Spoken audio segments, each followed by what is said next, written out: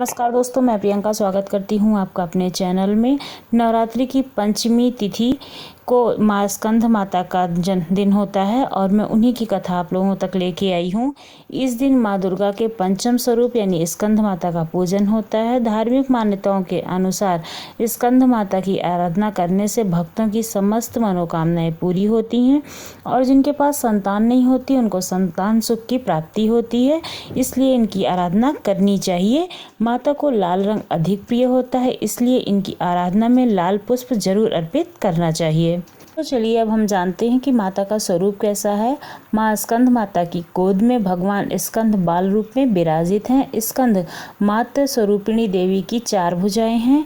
माँ का जो वर्ण है वो पूर्णतः शुभ्र है और कमल के पुष्प पर विराजित रहती हैं। इन्हें विद्यावाहिनी दुर्गा भी कहा जाता है। अब हम जानते हैं इनके पूजा की विधि। सबसे पहले माँ स्कंद माता को नमन करें।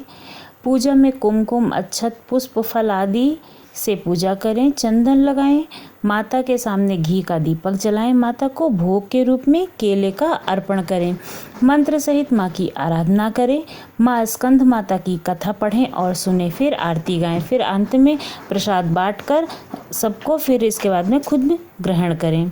तो ये जानते हैं कि केले का भोग क्यों लगता है, क्योंकि ये माता संतान वाहिनी होती हैं, मतलब संतान देने वाली होती हैं, इसलिए इन्हें केले का भोग लगाया जाता है। इसलिए हमें केले का भोग ज़रूर लगाना चाहिए अपने परिवार के, मतलब अपने बच्चों की सुख समृद्धि के लिए। तो अब जानते हैं स्कंद माता की कथा।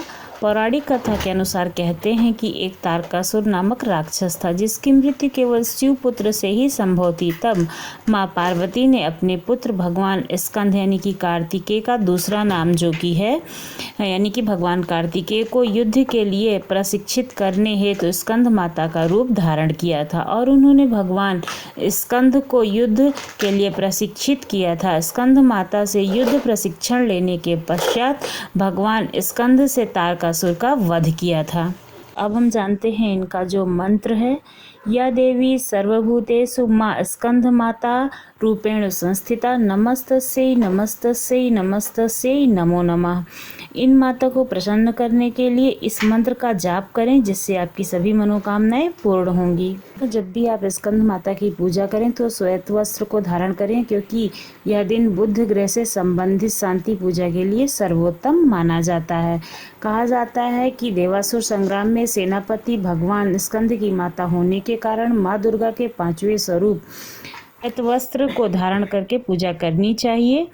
यह दिन बुध ग्रह से संबंधित शांति पूजा के लिए सर्वोत्तम होता है और इस दिन साधक का मन विशुद्ध चक्र से अव्यवस्थित होना चाहिए, जिससे कि ध्यान वृत्ति एकाग्र हो सके। यह शांति और सुख का अनुभव कराती हैं। ये थी स्कंद माता के पूजा की संपूर्ण विधि और कथा। आपको कैसी लगी ज़रूर बताइएगा और चैनल को सब्सक्राइब करना ना भूलिएगा। आगे और भी कथा सुनने के लिए आपका बहुत बहुत धन्यवाद।